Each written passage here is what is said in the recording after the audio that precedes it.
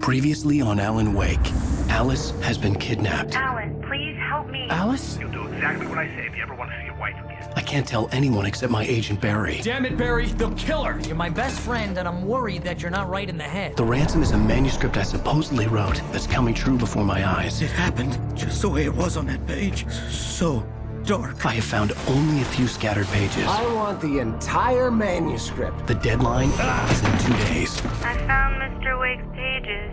Good girl. How the hell did she get her hands on the manuscript anyway? I don't know. She's resourceful. I told you were too hard on her. Listen, I found out all sorts of interesting stuff while I was digging around. Yeah. Mr. Wake, it's Sheriff Breaker. We have an FBI agent here, Agent Nightingale. FBI? He's anxious to see you. You'd better come to the station. Okay, I'll be right over, Sheriff. Let's make this quick, huh?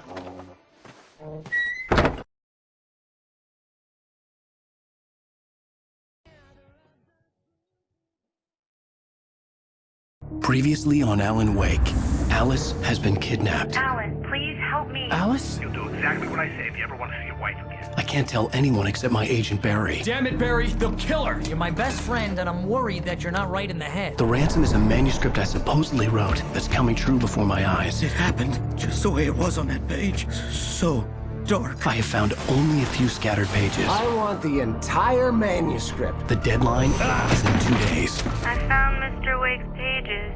Good girl. How the hell did she get her hands on the manuscript anyway? I don't know. She's resourceful. I told you were too hard on her. Listen, I found out all sorts of interesting stuff while I was digging around. Yeah. Mr. Wake, it's Sheriff Breaker. We have an FBI agent here, Agent Nightingale. FBI? He's anxious to see you. You'd better come to the station. Okay, I'll be right over, Sheriff. Let's make this quick, huh? Help you folks? Name's Randolph. I'm the manager. We're looking for Rose. Works as a waitress down at the diner. Rose, sure. Nice girl. Who wants to know? I'm Alan Wake. The writer, huh? I heard on the radio you were visiting. Well, I'll show you her trailer. That Rose, she's a nice girl. Always pays her rent on time.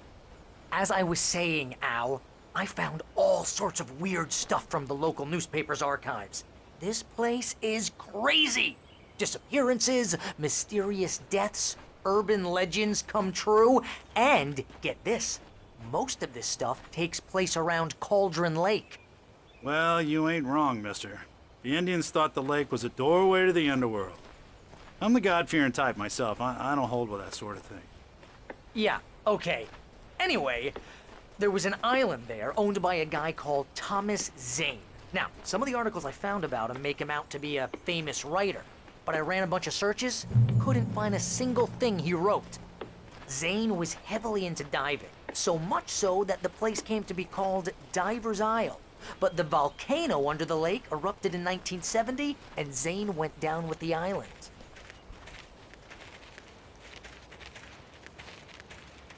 Yeah, how about that? It was there in the morning, as if it had fallen from the sky. But it would take a tornado to lift something like that. We're damn lucky it didn't crush any of the trailers.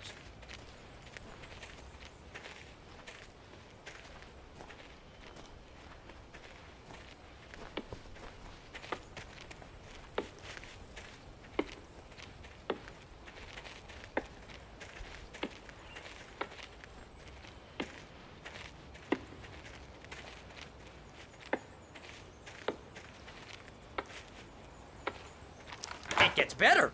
A local girl, Barbara Jagger, drowned in Cauldron Lake just a week earlier. They were lovers. Sure, Jagger's a local spook story.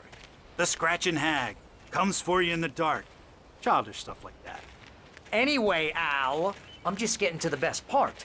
All of the articles about this stuff were written by Cynthia Weaver. I asked around, and she's that crazy bag lady you met. What, the lamp lady? She can be a little loopy, but she's not homeless or anything. Yeah, anyway, she knew both Jagger and Zane before they both died, and she had some kind of a breakdown.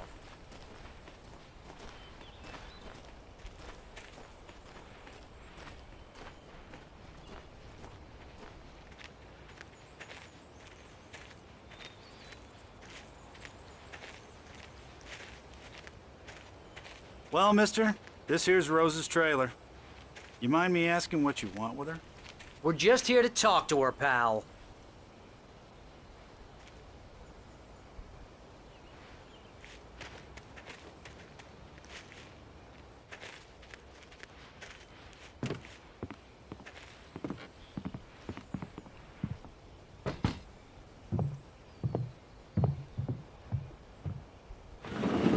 Welcome to...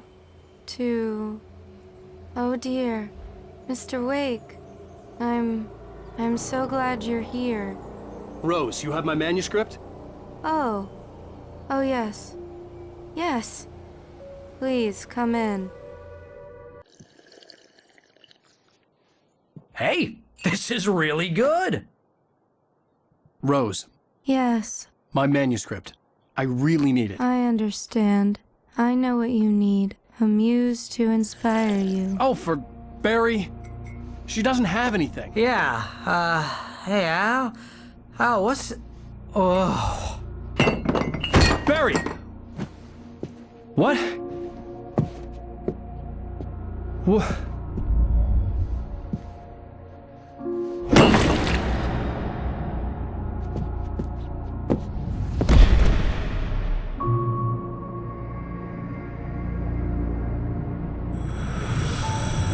It's coming for you, hiding in my barber's skin. I'm too weak to stop it. You must turn the lights on. I promised I'd come visit you and your lovely wife. You must finish what you started. I insist. You must turn the lights on. Turn the light on. Back to work, boy.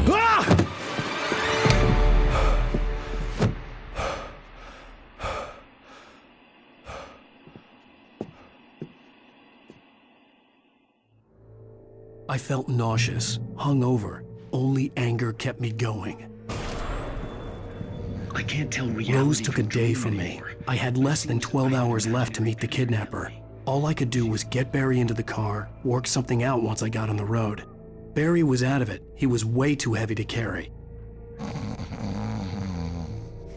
You're right. I deserve more money. I'm so handsome. She knows more of this than I do, about the complex incantation I'm attempting. Welcome to the Oh Dear Diner. What can I get you today? Coffee? I couldn't work up much hate for Rose. Something had used her to get to me and left its mark. First refill is free. Milk and sugar on the counter there. Would you like to hear today's specials? Thank you. Have a nice day. Come back soon. My gun and flashlight were gone. I'd have to find a way to get Barry into the car as quickly as possible. There was no time to waste. Mr. Randolph liked Rose. That little smile she had. How she was still sweet when life had tried so hard to make her bitter. It wasn't any of his business what she did in her trailer. But those strangers, the writer and his smart-ass sidekick, looked like trouble. And they'd been in there for hours, way past her normal bedtime. He reached for the phone and called the sheriff's station.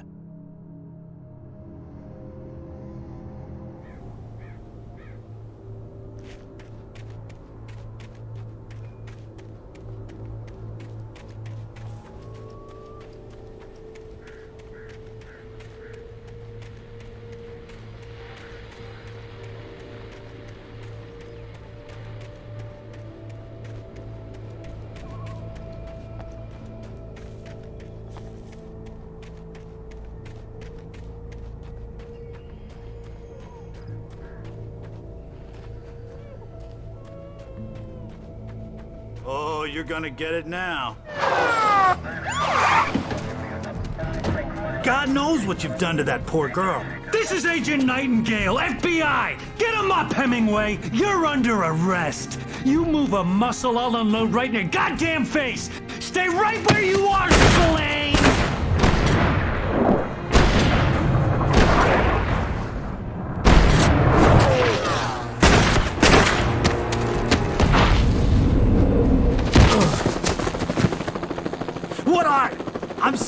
right here, you goddamn maniac!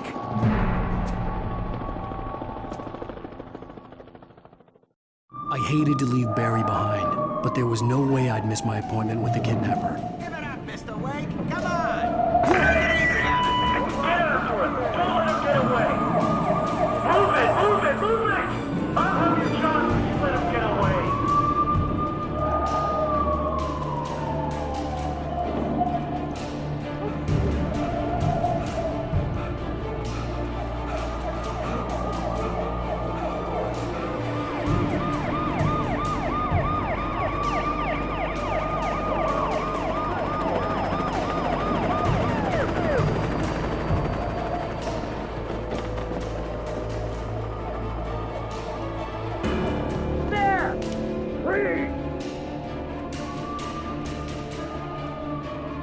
Okay, man. Keep your eyes peeled. He's gonna try to make it through here. This way! Go! Oh, damn. Man out! Wait! Wait! What on the way? Stop! I'm on! God damn it! Where did he go? This way! Keep an eye out!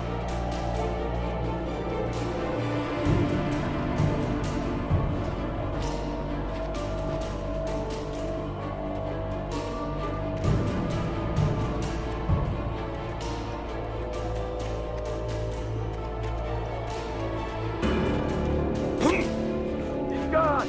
Come on, guys! We need to head him off!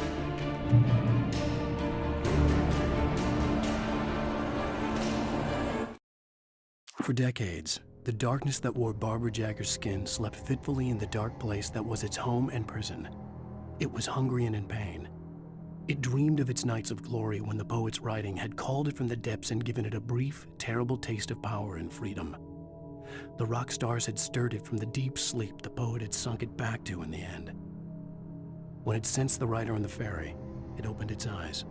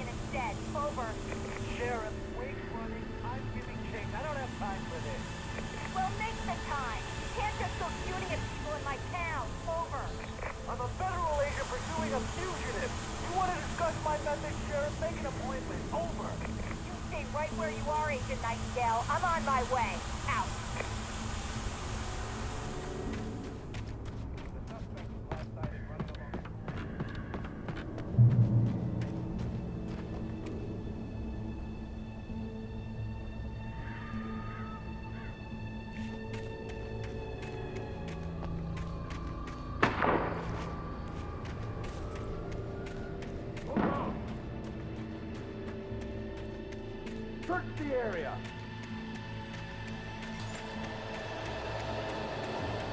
Stay sharp! This way! Over here!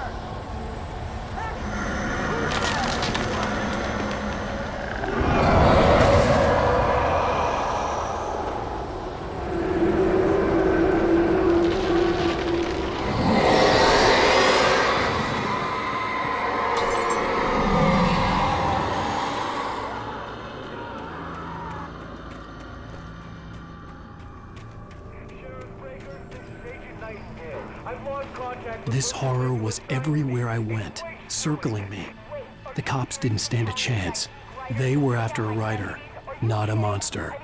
This guy, he wears a tweed jacket. Over. He's the guy we're chasing. If it's not him, who then? Bigfoot? Over. I don't know yet, but I'm not in the habit of jumping to conclusions. That tends to come back and bite you in the ass. Out.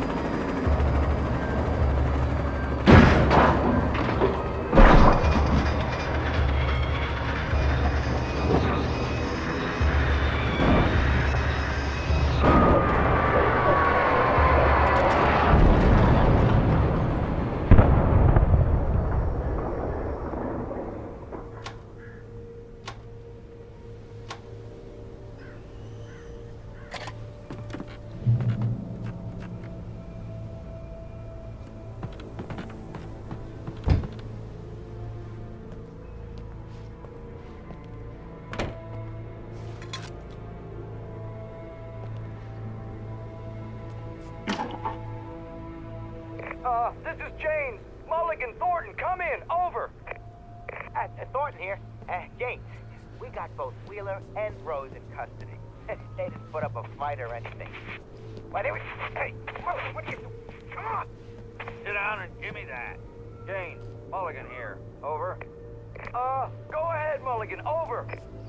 We got Wheeler and Rose here. Wheeler's drunk or hopped up on something. Speaking of which, that Fed had a pretty distinctive whiff of Otis Scotch about him, you know what I mean. Over. I don't have anything on that, Deputy Mulligan. Over.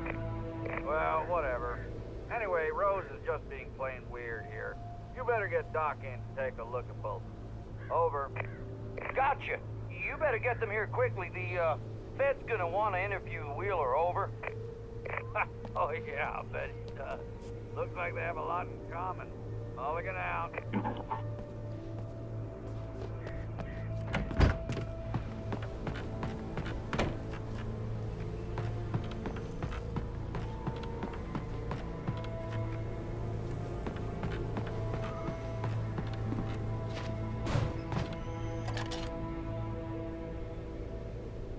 I could see the lights of the radio station in the distance.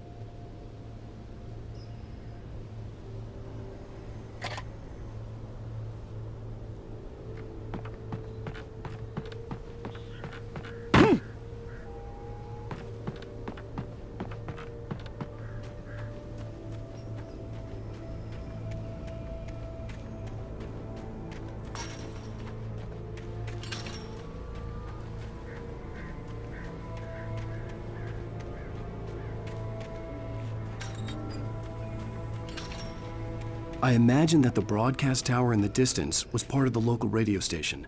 Maine seemed like a decent guy. Perhaps he could give me directions to the coal mine.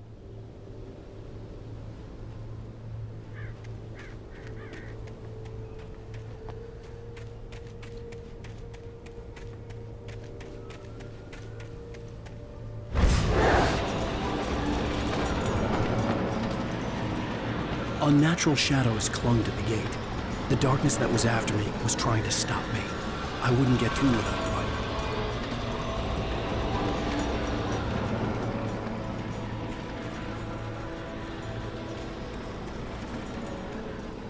There was no power to the searchlight.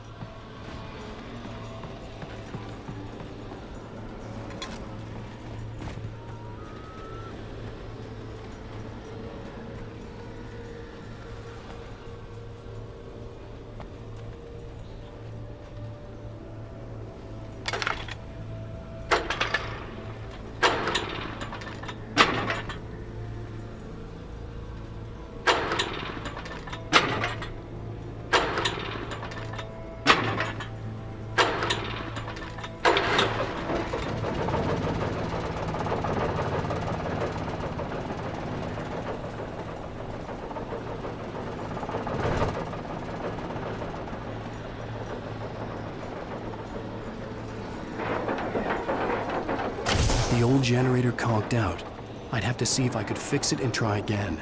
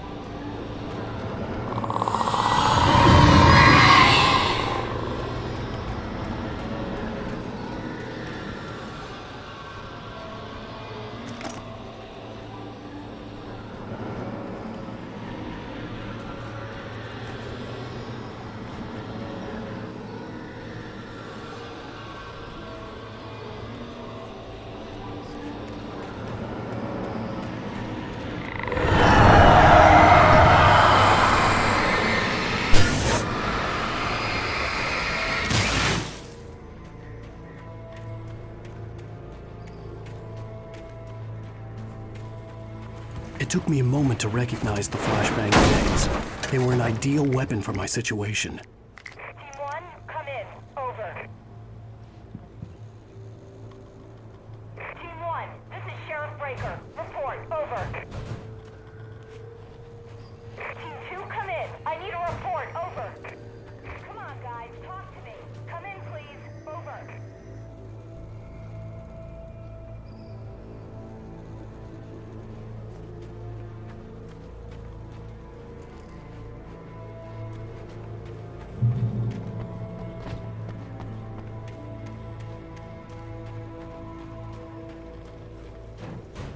You have the right to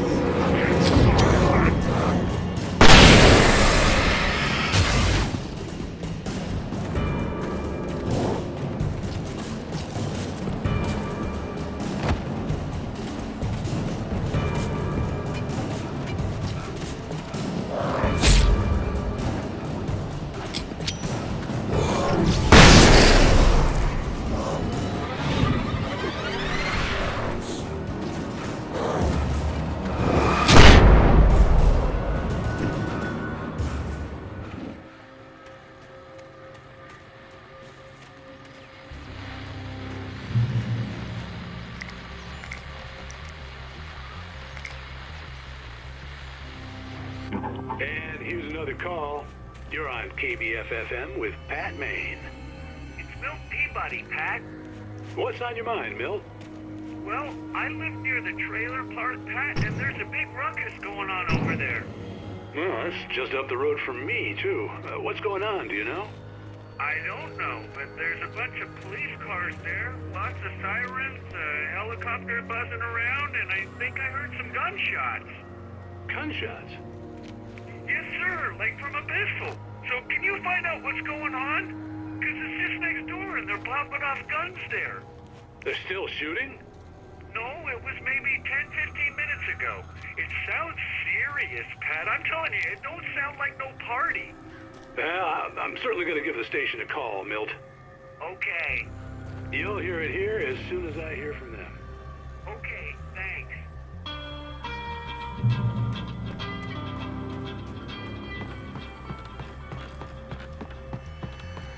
Until it's not a increased species in all. You are fighters.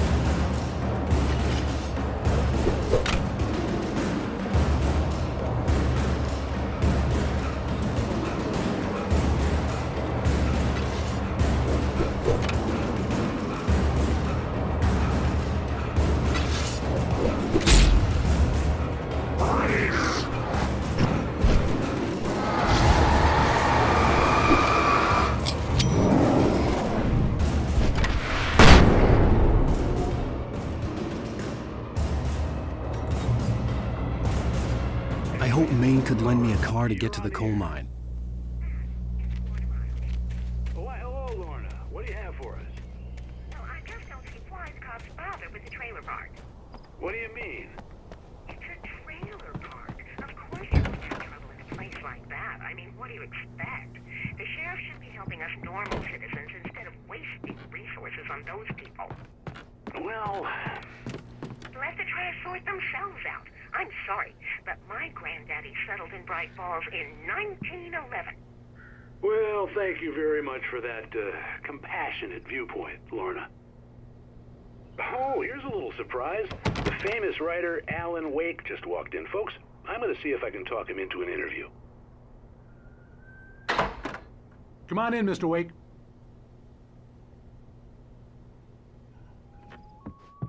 Oh, I'm so glad you could find the time to do this, Mr. Wake. Nowhere to run now, Dan Brown. You back away from me. Don't hurt it. Whoa. Everyone calm down. Put the gun down. We're all friends here, right? Cool your jets, Nightingale. We got him.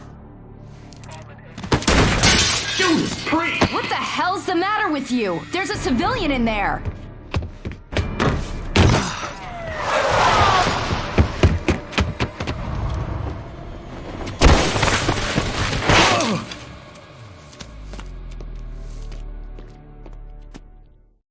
I'll get you yet, even if it kills me. You hear me?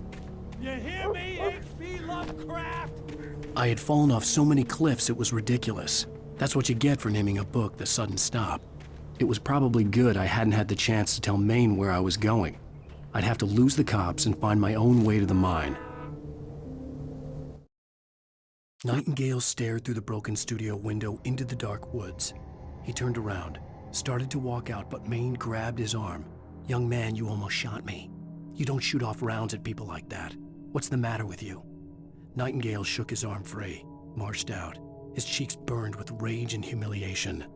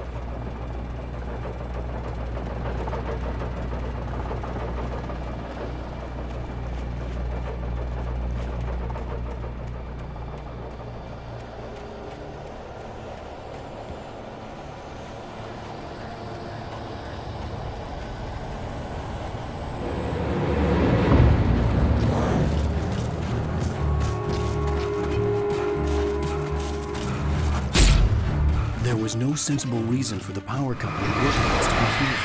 It was almost as if they'd been left for so many years.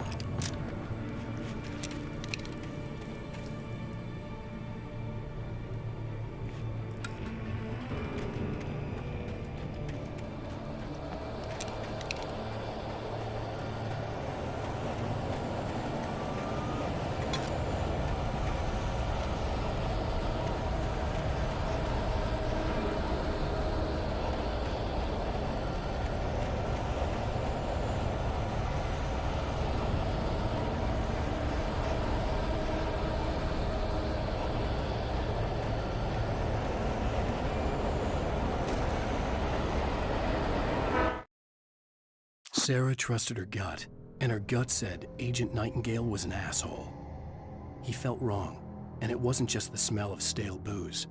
It was in the way he flashed his badge, pulled rank, the look in his eyes when he wanted answers. Where was Alan Wake? What was this about an accident? Where was his wife? And most importantly, why did she let Wake go? He wouldn't answer her questions. Federal business was all he'd say.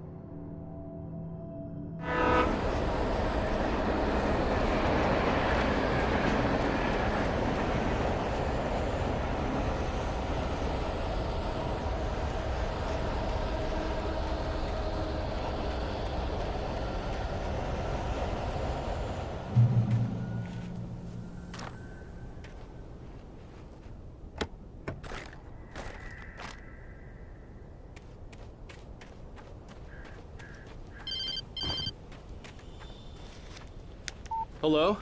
The most stubborn man I've ever met. Alice? Alice?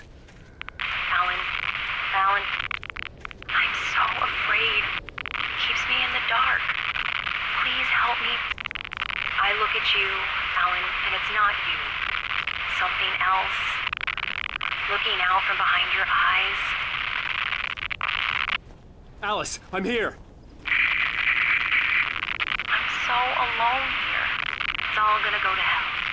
You need to be careful. Cooperate. The connection had been terrible, but that wasn't the only thing that hadn't been right with the call. She sounded wrong somehow, but she had called me.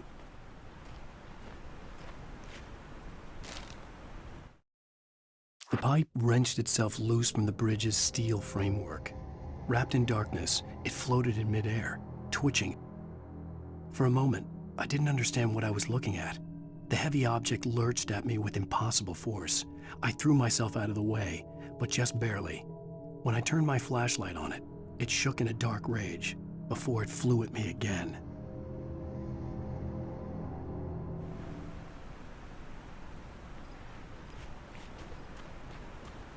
I could see a railway bridge up ahead and a warehouse of some sort on the opposite shore. I hoped I could find a car from there.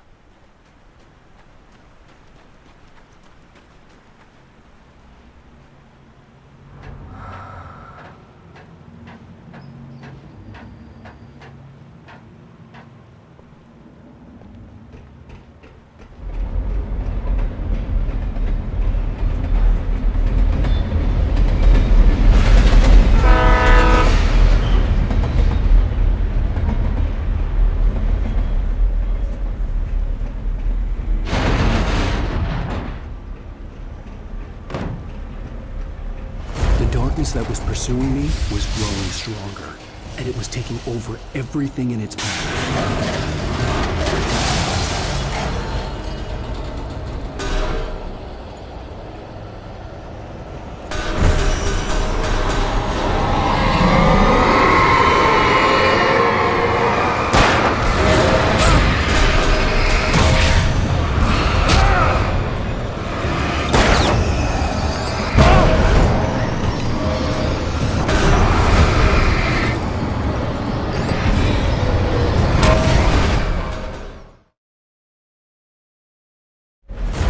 That was pursuing me was growing stronger, and it was taking over everything in its path. What the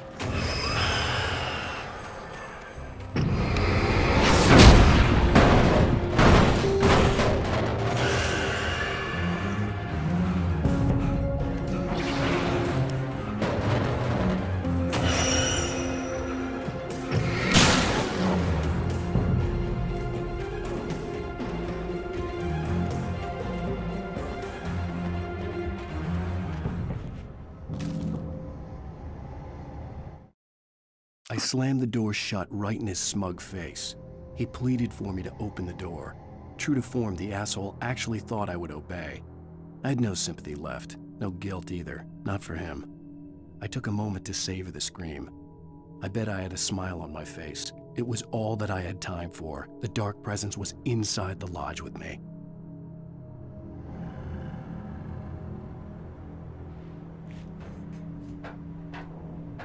As a teenager, just starting to get interested in writing, Stephen King had been a source of inspiration to me. I thought about all the inanimate objects that had come to life in his books. No one is safe in a good horror story. Certainly not the protagonist. That's what makes them fun. This was anything but. The darkness could possess anything, and it was getting closer.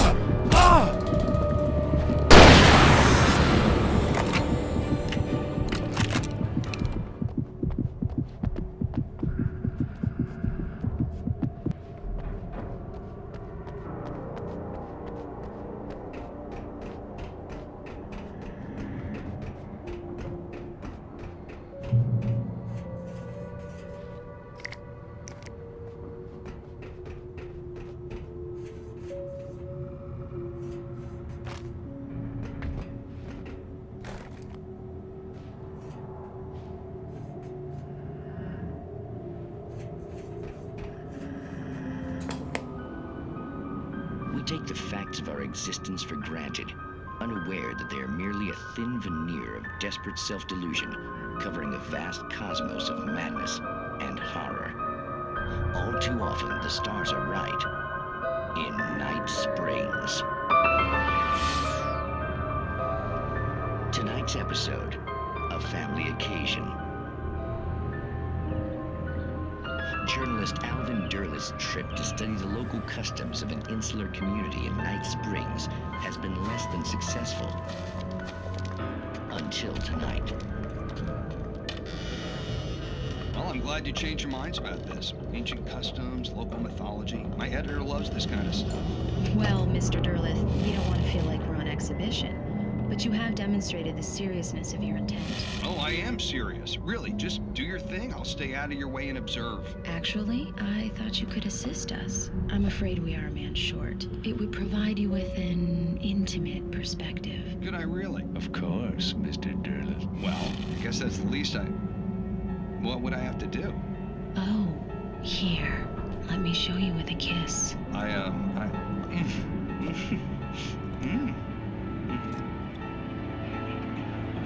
What did you...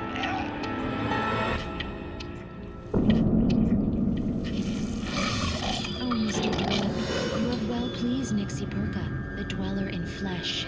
Your body shall host his 1,000 young, and all shall be glory.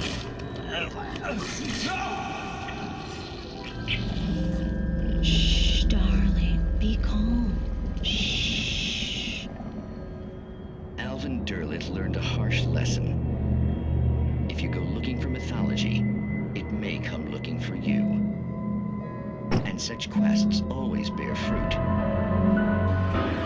In Night Springs.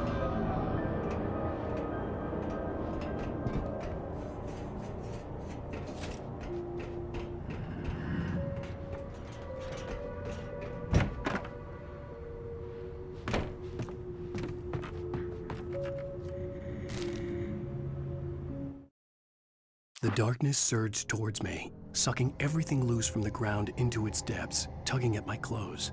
I saw the flare the kidnapper had dropped and threw myself towards it just as I felt my feet leave the ground. The darkness embraced me with the force of a tornado. Somehow I managed to light the flare. The darkness roared and cast me away.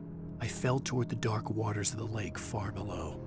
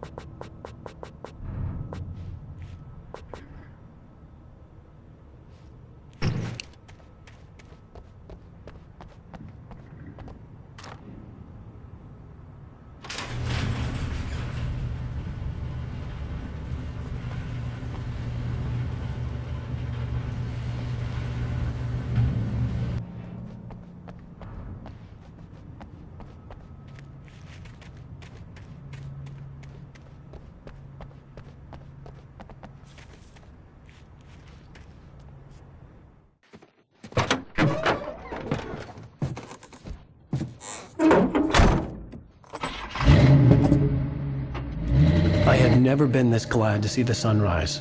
I had a couple of hours to get to the coal mine.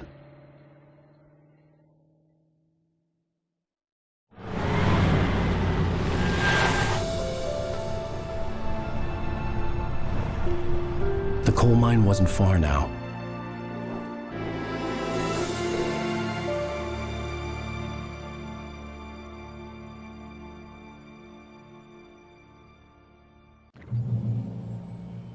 Today, I would meet the kidnapper, and he would give me Alice. I wouldn't give him any other choice. A drowning man will clutch at a straw.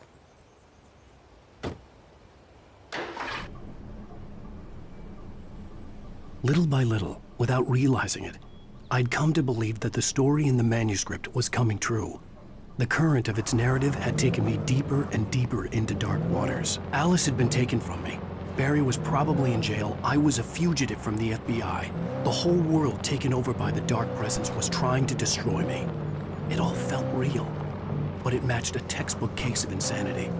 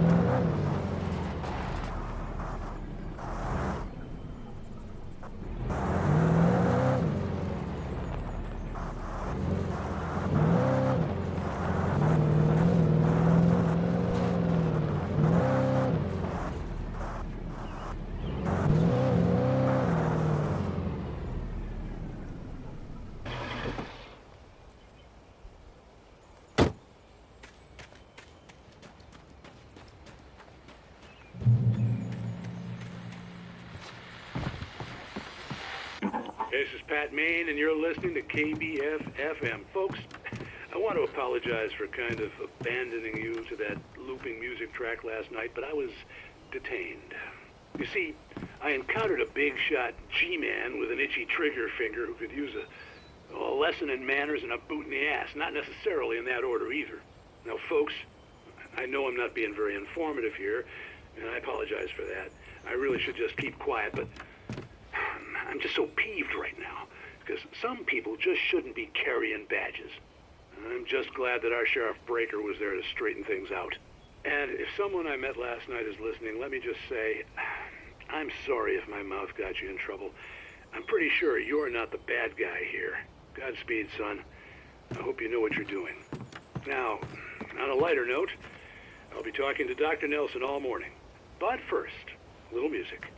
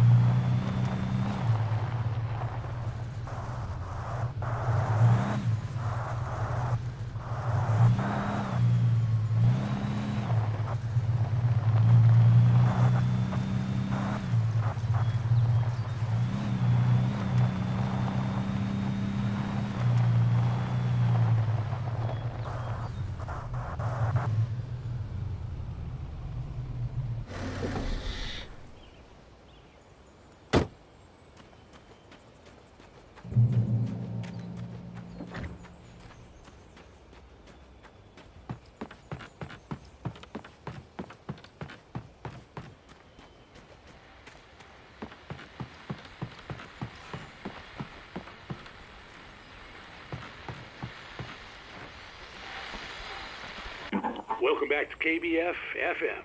Hope you enjoyed that tune. Now, Doc, you were talking about life and finding that special someone, that soulmate. Well, you were talking about that. I was saying I don't buy it. Well, see, to me, that's strange, because I always pegged you as a hopeless romantic. You got me there, Pat.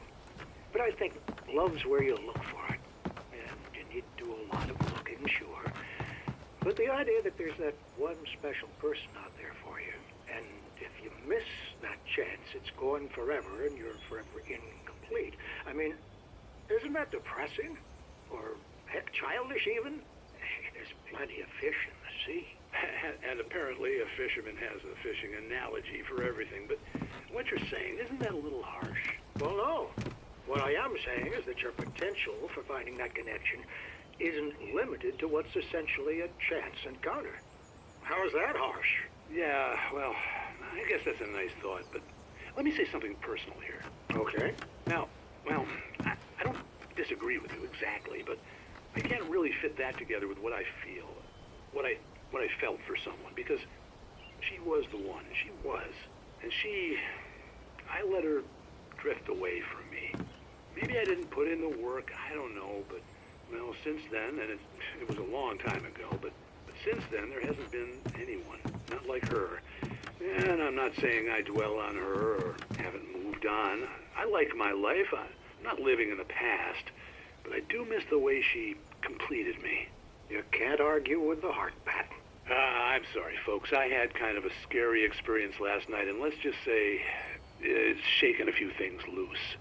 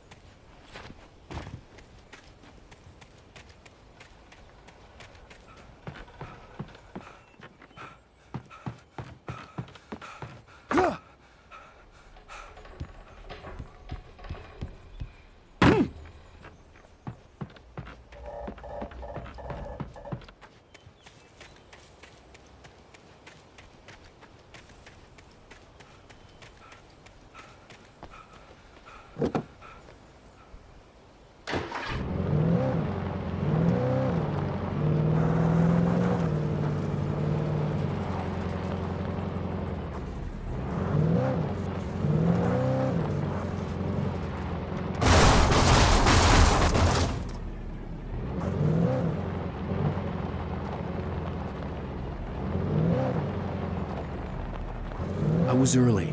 I was supposed to meet the kidnapper at noon in the main building. The coal mine was quiet. It was a museum now.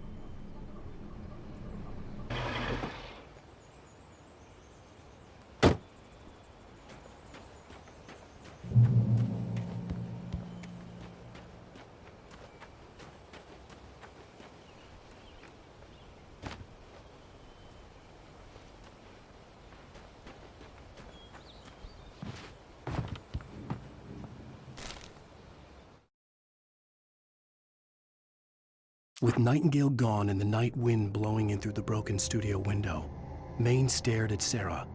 The sheriff looked away. Maine's voice shook with barely controlled anger. That boy's doing more drinking than thinking. I hope you know what you're doing, Sarah. He's got a sickness in his eyes. You take my word for it. He wants Wake for a reason, and it's not for anything good.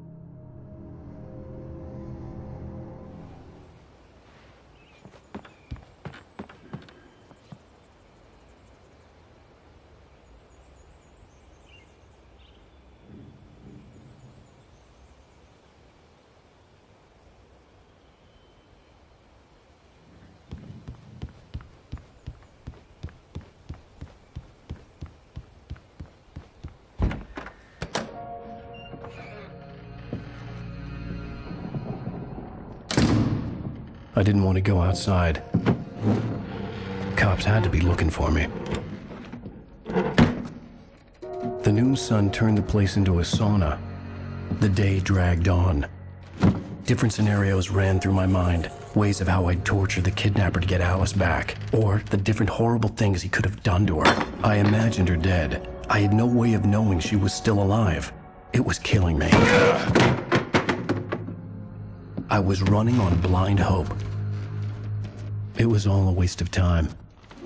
The bastard never showed up.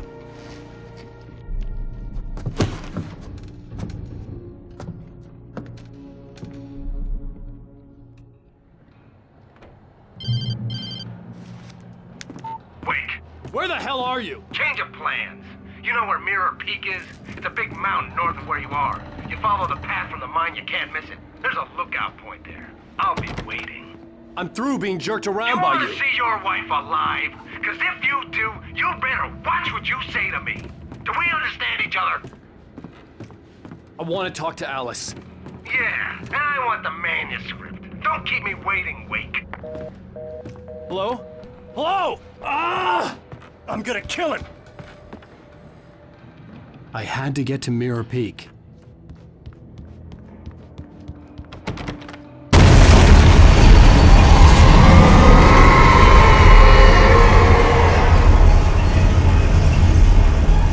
It was close, maybe closer than ever before.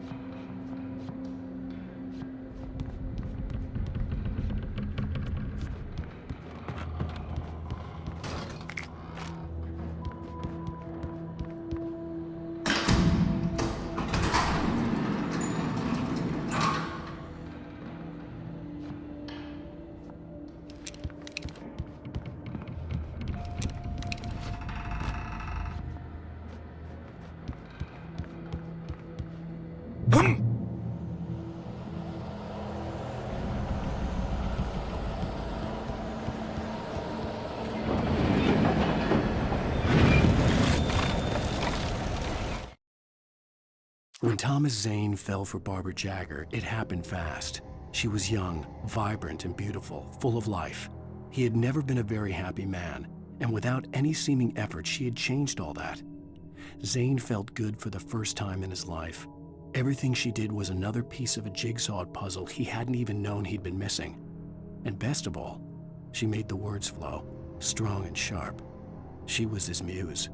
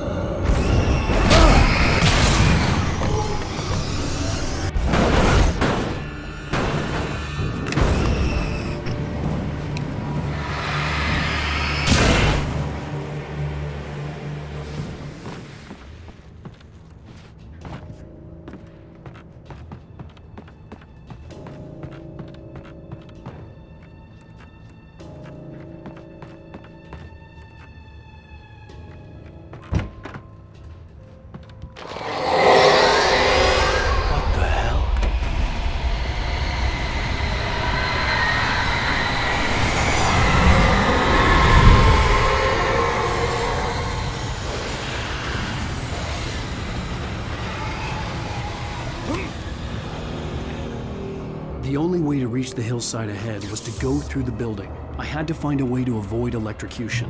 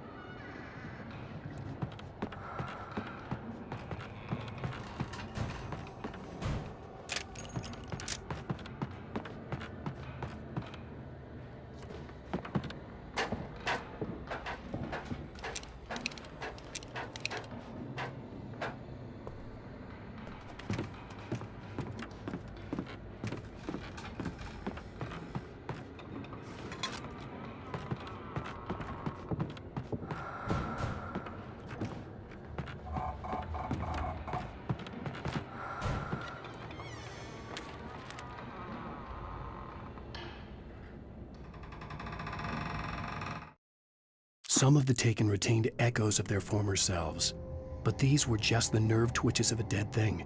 Nothing remained but a shell covered and filled with darkness. In most cases, these puppets were enough for the purposes of the dark presence. But for anything more elaborate, as with the writer, it was different. It needed his mind. And so rather than taking him over completely, it merely touched him.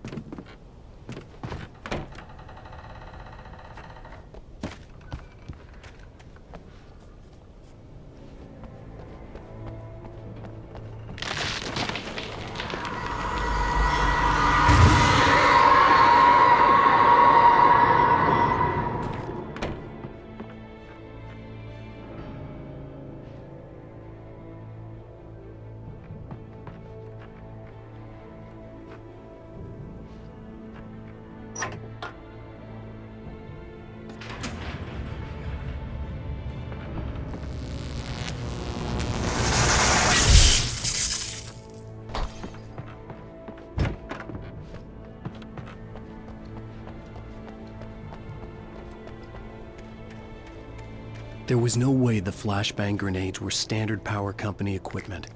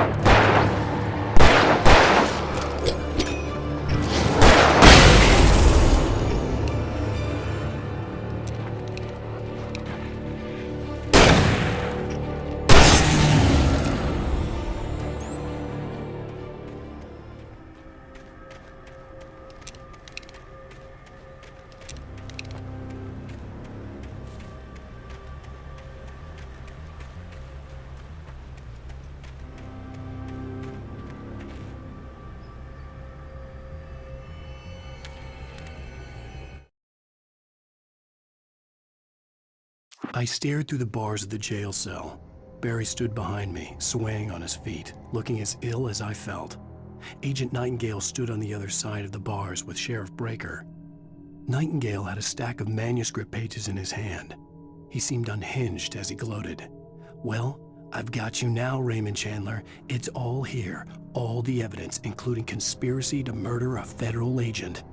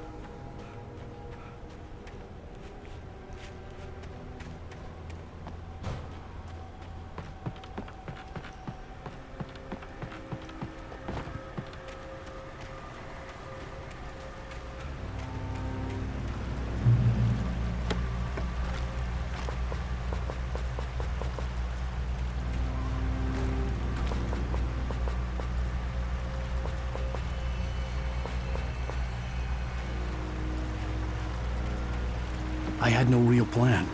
I was going to give the kidnapper all the manuscript pages I had for Alice. If that wasn't enough, I'd hold him at gunpoint and make him talk.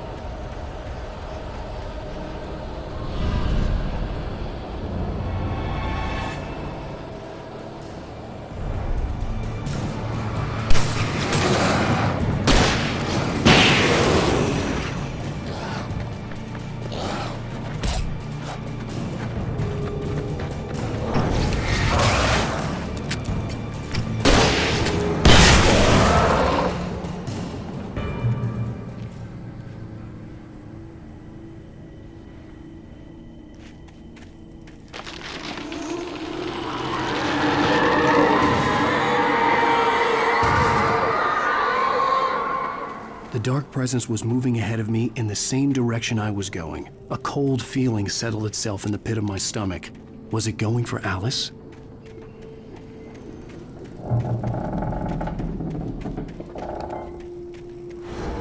The graveyard shift may cause cancer.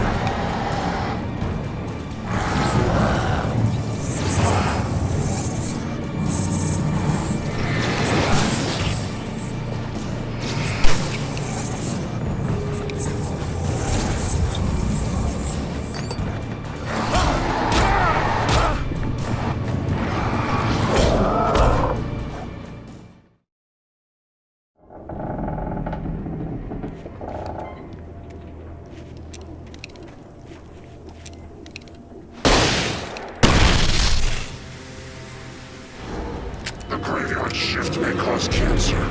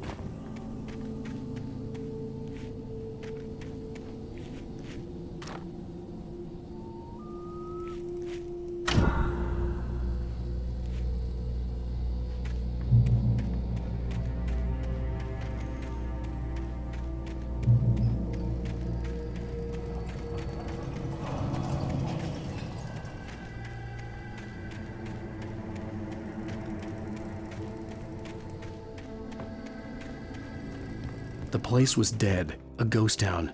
Had been for decades, maybe a century.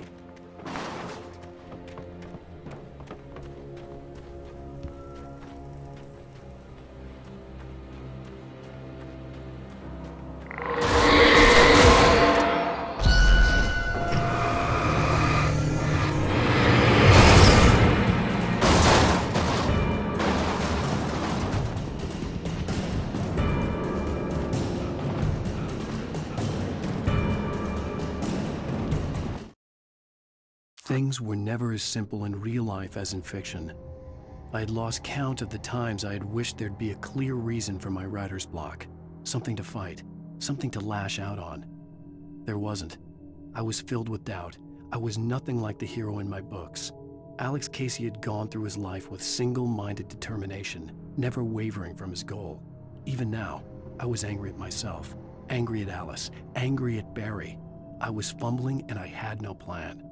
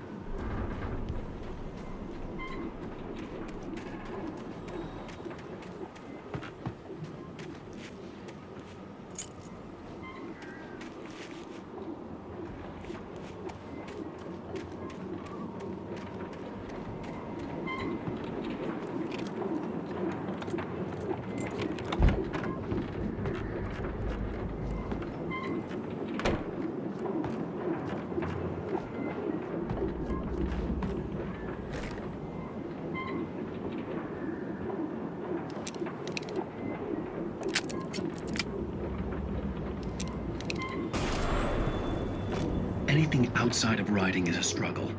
I feel ill. I managed to make my way downstairs. There's a shoebox filled with books and papers by Thomas Zane. It's very hard to focus, but I managed to read some of it. He's a poet, and a good one. He writes of muses and creators summoning fabulous things from a magic lake, using his powers to shape the world of a realm of gods and dreams and demons, dark things that wait for a chance to slip through, wearing the flesh of men as disguise. Zane writes about himself, his girlfriend being taken over by a dark presence, about growing scared of the lake. Zane believes it's a mirror to the gaping void of darkness above, where some Lovecraftian presence lurks. I crawled back upstairs. I'll borrow these things for my story. They ring true. They fit.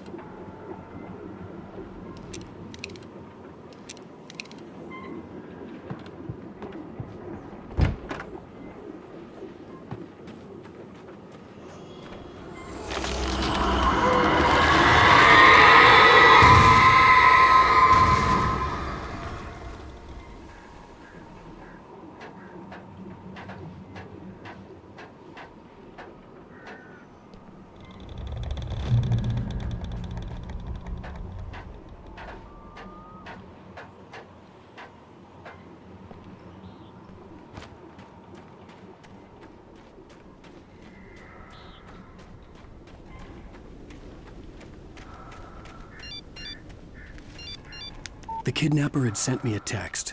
The message was full of spelling errors and insults. It was telling me to hurry up.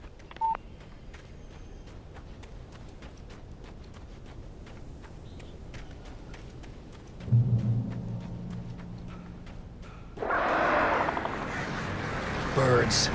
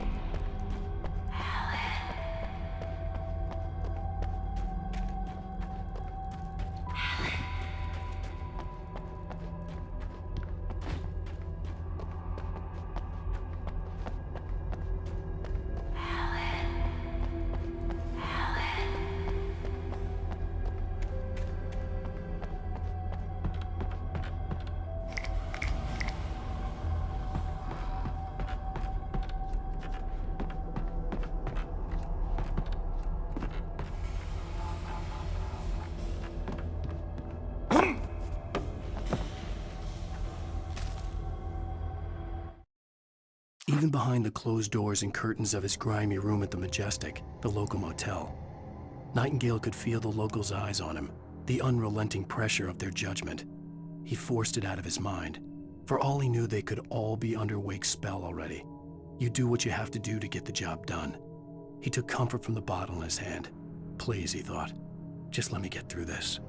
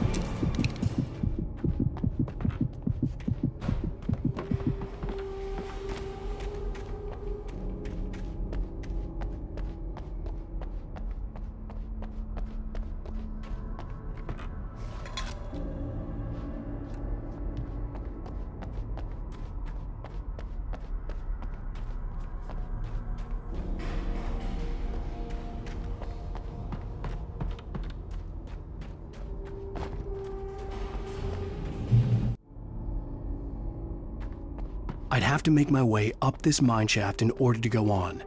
Maybe the machinery could help me with that.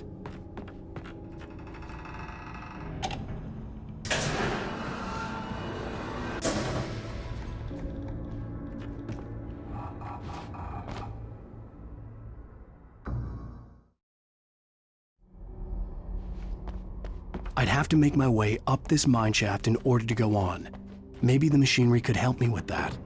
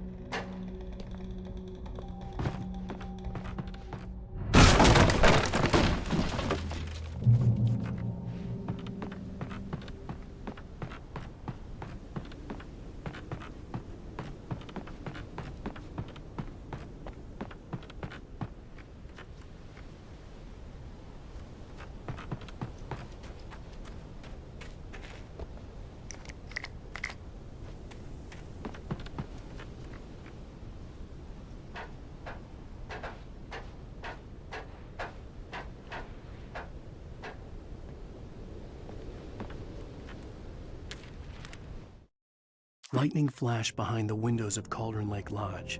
Tor Anderson laughed and held the steel hammer above his head. Nurse Sinclair was trying to calm him down without success. Tor grinned madly and shouted, "My hammer's up. Here's a friendly poke from Molnir, wench."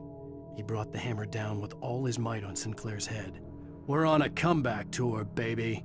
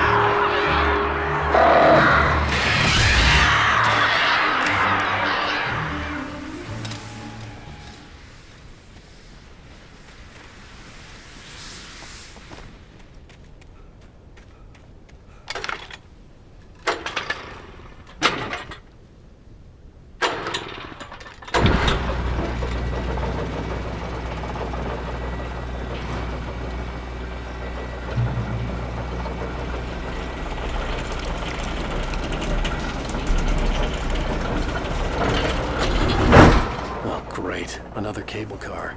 Just great.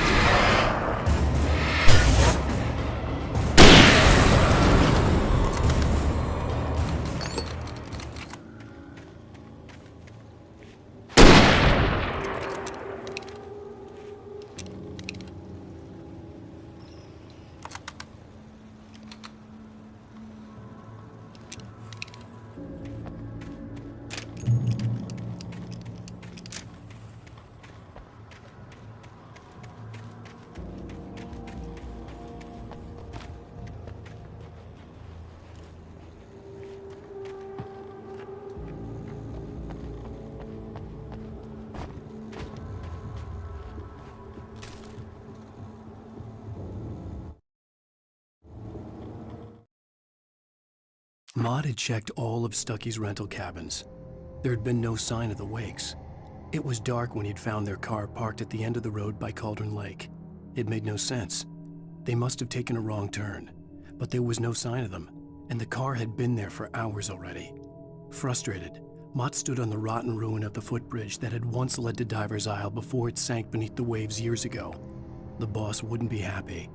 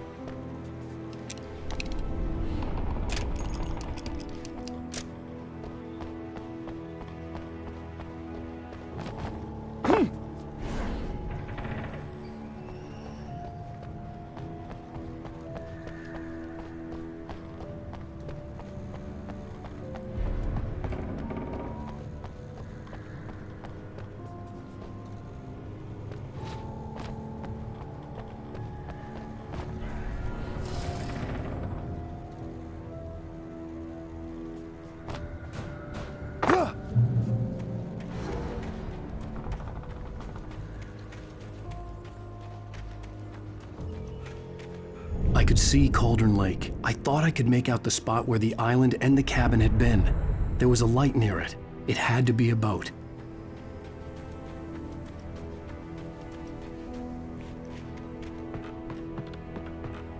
I was close now. I had to get there fast. I dreaded what I would find. I tried to hold on to Alice, but her form melted away. I was losing control. Dr. Hartman stood in her place. I wanted to hit him, but my arms were jelly. He smiled. It was a reassuring smile, and I hated him for it. I had to give you a sedative. Don't fight it. You went through another rough period. Right now, it's very important that you stay calm. We don't want you to have another episode. You're a patient at my clinic. Have been for a while now.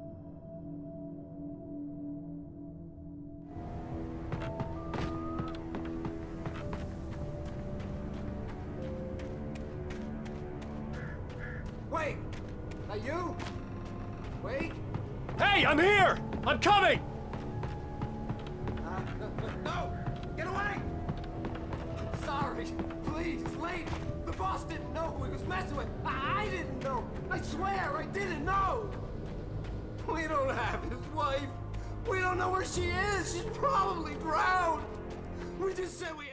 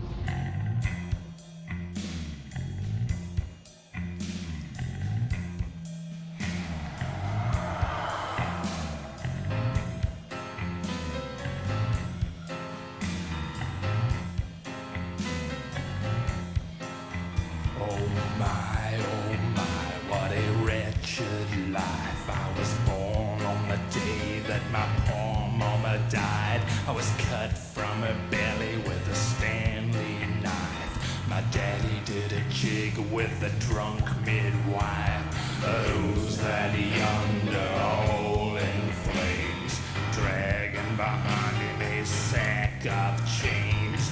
Who's that yonder all in flames? Well, up jumped the devil and he staked his claim on me.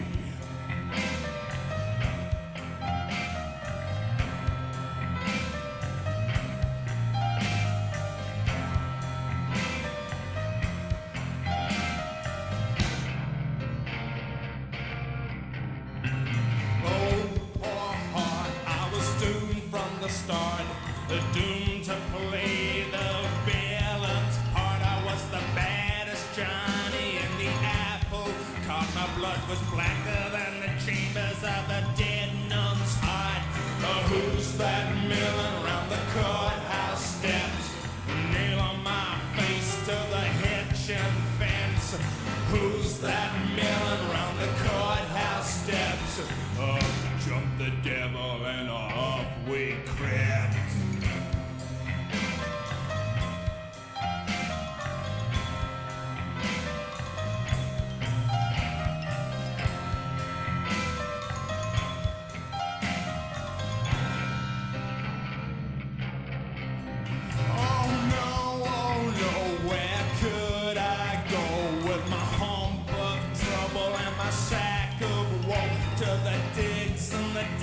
Of Mexico, where my neck was safer from the lynching rope.